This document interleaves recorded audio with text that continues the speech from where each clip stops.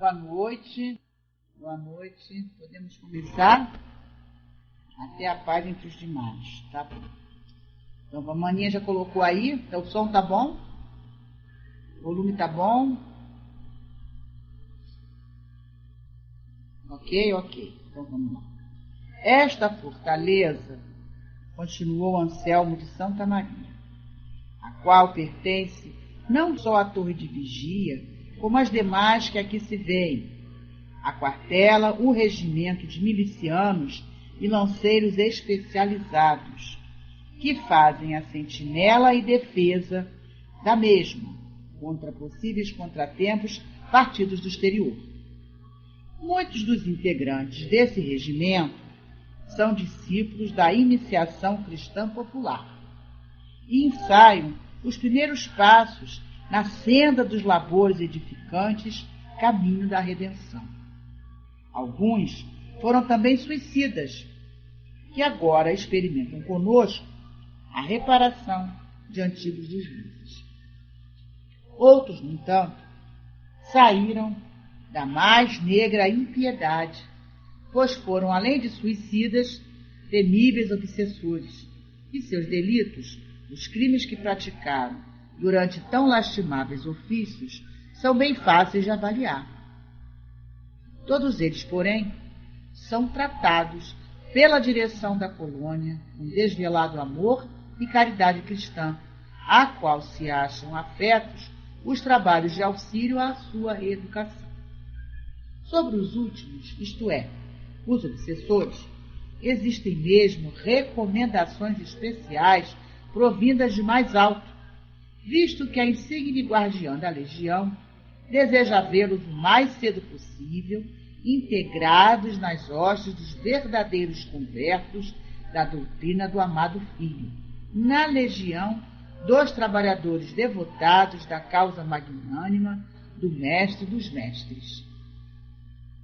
Assim sendo, além dos trabalhos que desempenham e que também fazem parte da instrução que lhes é devida, todos estudam, aprendem com seus instrutores noções indispensáveis do amor, da justiça, do dever, do bem legítimo. Habilitam-se na moral do Cristo de Deus, no respeito devido ao Todo-Poderoso, até que tornem a reencarnação para os testemunhos decisivos. Não obstante, muitos já venceram as primeiras etapas dos testemunhos indispensáveis, isto é, voltaram já das terríveis reencarnações expiatórias, continuando aqui a instrução para progressos futuros. Não poderei deixar de fazer referências aos batalhões de lanceiros hindus, aqui também aquartelados, os quais, voluntária e abnegadamente, se dedicam a servir de modelo para os recém-arrependidos, fiscalizando-os e cooperando conosco para a sua reabilitação, enquanto prestam outros inestimáveis concursos à direção de nosso Instituto. Esses hindus, antigos discípulos particulares dos iniciados aqui domiciliados, alguns já bastante encaminhados para a luz da verdade, são, como facilmente percebemos, o verdadeiro sustentáculo da ordem e da disciplina que mantém a paz entre os demais. Boa noite, quem chegou, Céia. Mário, chegamos.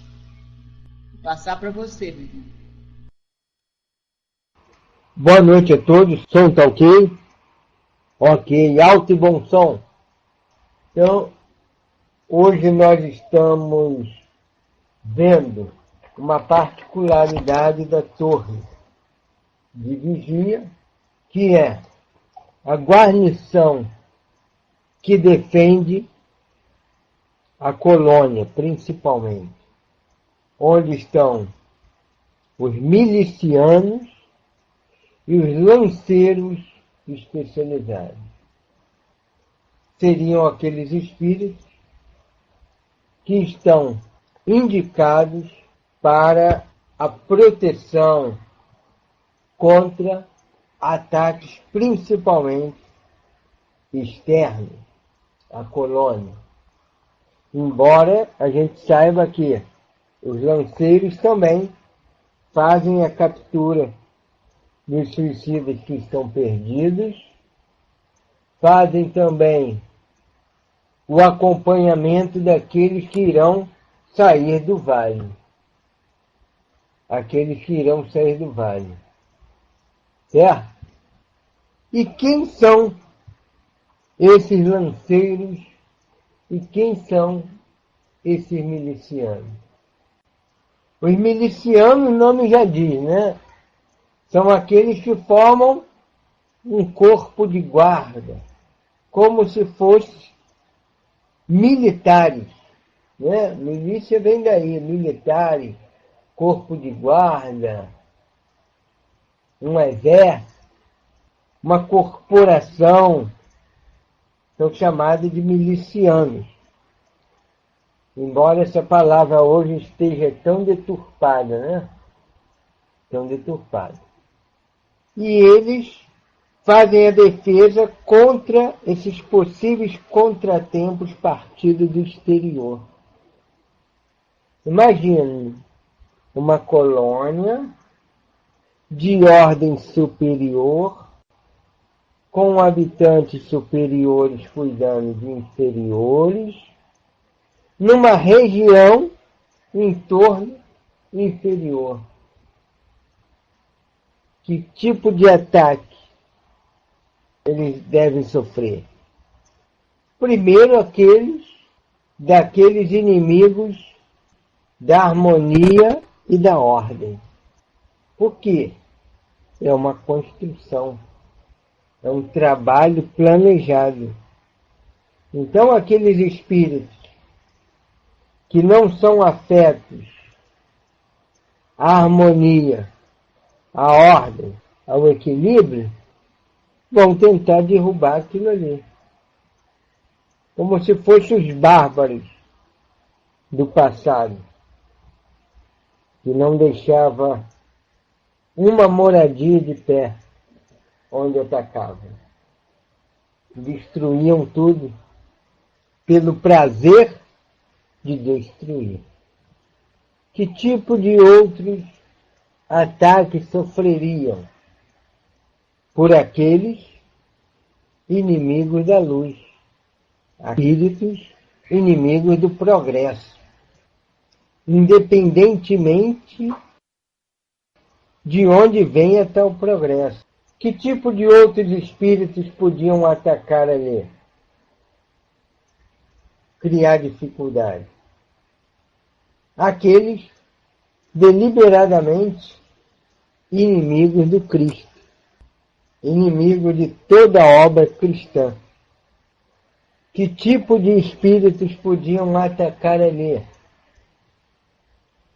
Os espíritos obsessores, aqueles que levaram essas almas ao suicídio e as viram ser recolhidas ali.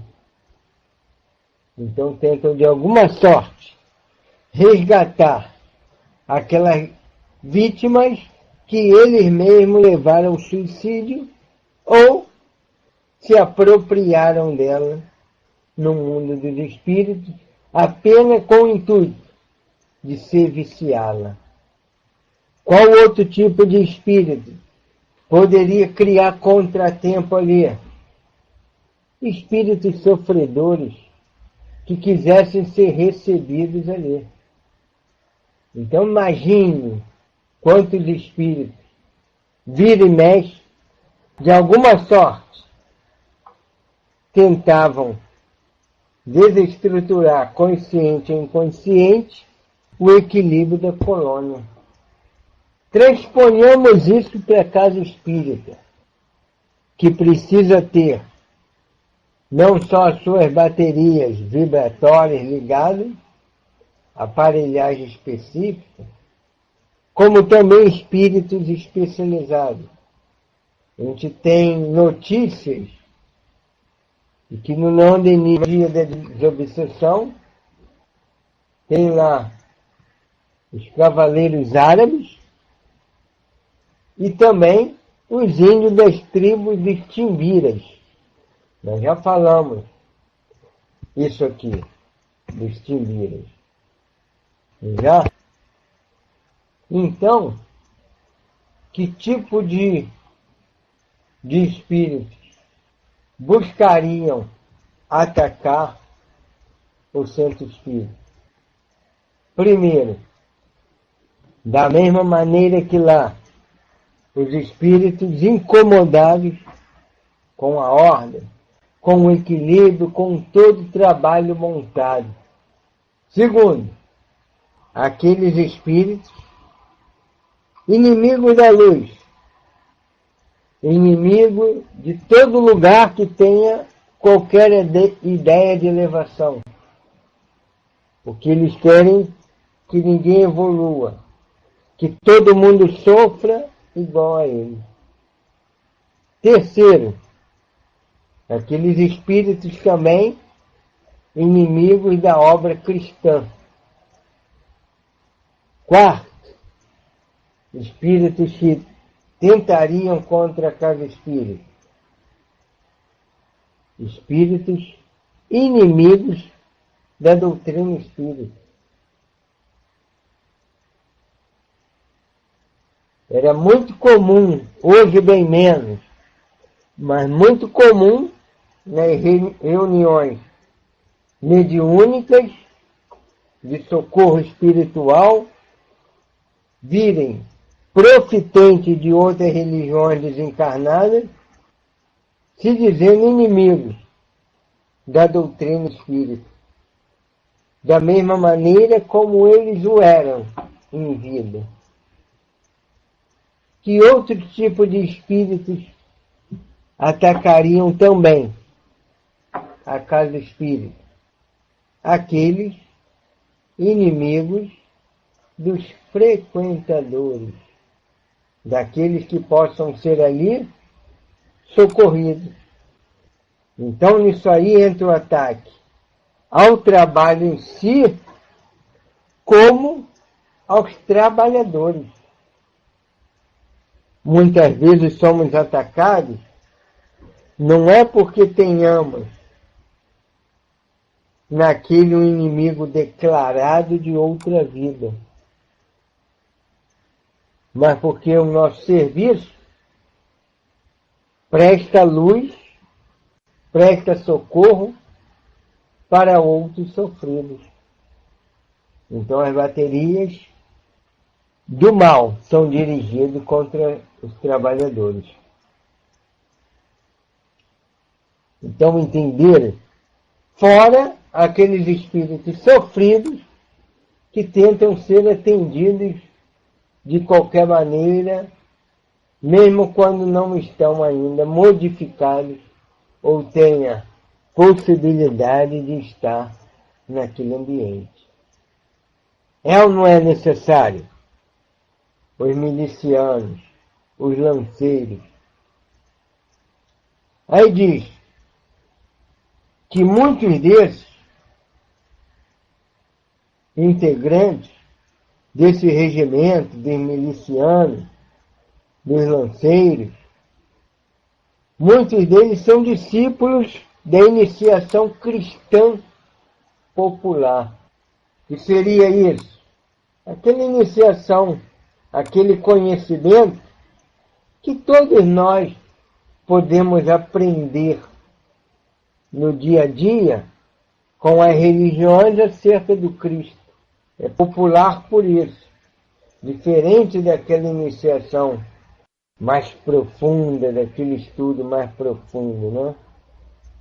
Então são termos da época, em que estavam aprendendo o caminho de redenção. Alguns deles foram suicidas e estavam ali em trabalho, reparando as suas dificuldades. E outros, além de suicidas, foram temíveis obsessores. Aí vocês vão pensar, poxa, vai botar esse que foi obsessor na linha de defesa, na linha de frente, quem melhor do que eles para conhecer a força que o mal tem, ou a fraqueza, os pontos fracos que essas falanges do mal têm, porque eles mesmos foram dele, como também eles saberiam agir, digamos assim, não sei nem se a palavra é essa, com a dureza que a situação impõe, que a função impõe. Então tem determinadas profissões que é necessário ter uma firmeza. Não confundir com o abuso de poder. Mas ninguém vai ver um policial, por exemplo, numa linha de tiro, falar: meu irmãozinho, venha cá, venha se entregar, você é filho de Deus, abaixe essa arma, para de atirar em mim. Verão eles? Não. Tem que ser alguém que tenha firmeza de enfrentar o mal. Dentro da lei, é claro. Sem os excessos, sem os abusos. Então tem certas profissões que é necessário a pessoa ter uma certa experiência com a rudeza, com o duro da vida, que é para ele poder exercer essa função. Poder exercer essa função. Então eles sabiam desmanchar esses tumultos, porque eles mesmos já tinham feito desses tipos de tumultos. Então, eram aproveitados, já que eles queriam se melhorar. E apesar de ter sido criminosos, como obsessor, cometendo muitos delitos, eles eram tratados com desvelado amor e caridade cristã por aqueles que estavam responsáveis pela sua reeducação. Então era como se mostrasse também a eles: ó, existe uma maneira diferente dessa sua que você usava de agir com as pessoas. Você que obsidiou, que perturbou, que tolhiu a vontade do outro com suas ações, vai aprender agora a socorrer, a equilibrar. E olha que coisa muito interessante sobre os últimos, os obsessores, suicidas obsessores. Existem recomendações especiais provindas de mais alto, visto que a insígnia guardiã da legião, ou seja, Maria, deseja vê-los o mais cedo possível integrado nas hostes dos verdadeiros conversos da doutrina do amado Filho, na legião de trabalhadores devotados à causa magnânima do Mestre. Então, tinham cuidado do mais alto. O próprio Espírito Maria de Nazaré, a mãe de Jesus, responsável, de um ponto de vista mais alto, pela colônia que levava seu nome, mandava que se tivesse um cuidado especial com ele, para que ele se reabilitasse. É o cuidado, é a ovelha perdida. Lembra da parábola que Jesus conta da ovelha perdida? E a gente até sempre quando lê essa parábola da ovelha perdida, quando tem ilustrações, nós vemos o pastor trazendo a ovelha perdida onde? No ombro, segurando as patinhas, né? As anteriores e as posteriores, e ela aqui no seu pescoço. Quem já viu esse desenho? O que diz lá a parábola? da ovelha perdida. Vocês lembram? Diz assim: todos os publicanos e pecadores estavam se reunindo para ouvi-lo, mas os fariseus e os mestres da lei o criticavam dessa maneira: este homem recebe pecadores e come com eles. Então Jesus contou-lhes esta parábola: qual de vocês que, possuindo 100 ovelhas e perdendo uma, não deixa as 99 no redil e vai atrás da ovelha perdida até encontrá-la? E quando a encontra, coloca-a alegremente nos ombros e vai para casa. Ao chegar, reúne seus amigos e vizinhos e diz: alegrem-se comigo, pois encontrei minha ovelha perdida. Eu digo que da mesma forma haverá mais alegria no céu por um pecador que se arrepende do que por 99 justos que não precisam se arrepender. Lindo isso, né? Lindo. Mais alegria em trazer aquela ovelha que está perdida do que as 99 que já estão salvas ali de toda a dificuldade, da intempérie, da fome, do alimento, a tempo e a hora. Então eles simbolizavam a ovelha perdida, que mais alegria daria a Maria de Nazaré e a Jesus deles estarem se reabilitando. Vocês estão escutando o Quindinho cantar? Está fazendo um pupurri, né? Aham. E tem cada melodia bonita. Ó, Família Adams, que ele está cantando. Então vamos lá. Quindinho não existe não. Igual a esse, não tem. Aí ele diz assim, que muitos deles estavam ali aprendendo com seus instrutores nova maneira perante a vida, perante as leis de Deus, perante o Todo-Poderoso. E estavam ali até que retornasse a reencarnação. E muitos deles já tinham reencarnado, passado pelos testemunhos mais difíceis e voltaram a fazer parte dos milicianos. Por quê? É um trabalho, vocês lembram, que exige bastante disciplina. Vocês lembram lá no Vale? Quando eles foram... No Vale não. Quando eles arrebatam Camilo e um bando de espíritos suicidas, os lanceiros vai como que pegando cada um deles, eles acima do cavalo e cercando-os e levando-os para o vale, onde eles estariam melhor amparados. A Sandy também é especial. Como é que eles fazem? Camilo diz que eles não dão um pio, disciplina. Eles não movem um músculo. Apenas apontam a lança para ele, até para impor o respeito, dizer que eles agora estavam sob o domínio deles e que seriam levados. E são levados para o vale, que já é um socorro, para que eles não se perdessem, não fossem capturados por outros espíritos perversos. Então vocês lembram da disciplina deles. Disciplinadíssimo. Não era frieza, não. Disciplina.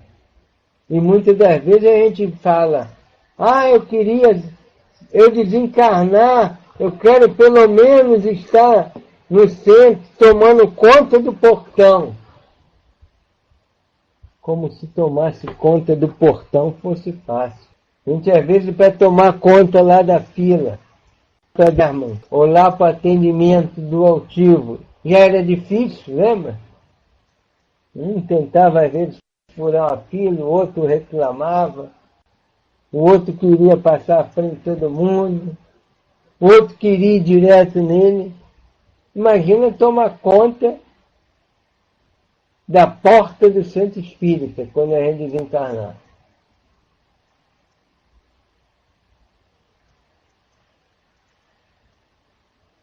Então não é uma tarefa qualquer. E aí,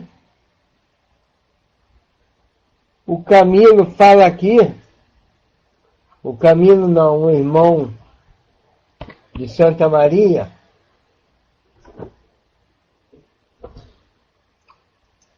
Anselmo de Santa Maria, né, o padre Anselmo de Santa Maria, fala dos outros batalhões que eram os lanceiros hindus, que eram aqueles que faziam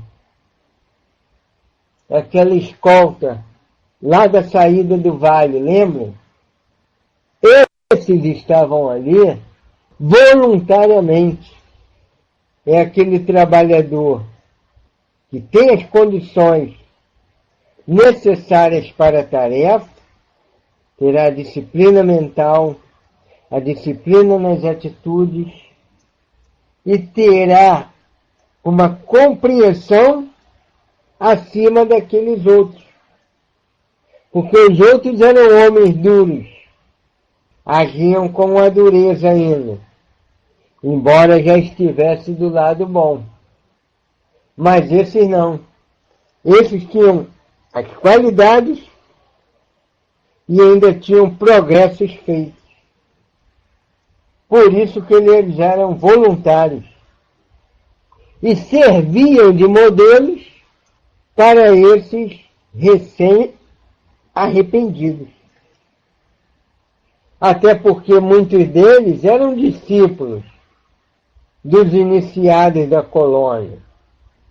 Discípulos, por exemplo, de Teócrito, que eram iniciados indianos. Então eram esses os verdadeiros sustentáculos da ordem, da disciplina dentro da colônia, porque mantinham a ascendência moral. A ascendência moral. Existia um espírito que às vezes o doutor Erma convocavam durante o trabalho da desobsessão, na doutrinação, porque ele era um espírito simples, que tinha sido espírito que tinha agido no mal, foi resgatado, segundo consta, era um lenhador, aqueles alemães, né, o Heinrich, e ele impunha lá o respeito dele até pelo ser um homem grandão, né, uma aparência, um espírito, uma aparência grande, 1,80 m e pouco, lenhador, forte. Então alguns espíritos que queriam fazer balbúrdia, às vezes não, que até o bem não é que não conseguisse, digamos assim, não usaria determinados artifícios, porque poderia usar ali força moral, a imposição. Bastava às vezes chamar o Heinrich, por quê? Pelo respeito que eles tinham, até por reconhecer que ele também era mais ou menos endurecido e que talvez dentro da cabeça deles poderiam levá-los para um outro local à força, digamos assim. Então, uma vez na doutrinação, era o Heinrich que estava incorporado no tio Alto. Na hora da doutrinação, quando ele chegou, o espírito obsessor, o perturbado, falou assim para ele: você que veio falar com a gente, você é igual a gente. E ele, já sendo um espírito arrependido, que já estava no trabalho do bem, só deu uma resposta que quebrou o outro. Mas eu já estou do lado de cá, já estou do lado do bem. Como quem diz, ó, eu sou tudo isso, mas já mudei a direção do meu pensamento. Já mudei o condutor da minha vida. Né? Antes a gente não tem condução. Quem nos conduz é o nosso próprio ego, né? O nosso próprio egoísmo. Depois, quando a gente entra sob a direção do Cristo, né? Quem começa a mandar em nós é o Evangelho, né? Que vai nos dando uma série de regras de como viver bem. Então ele fala isso. Então, tudo isso que você falou, mas já estou do lado de cá. Já estou do lado da luz. Vamos parando por aqui, gente. Semana que vem continua nossa vigilância, ok? Tem ainda mais 10 páginas no final do capítulo.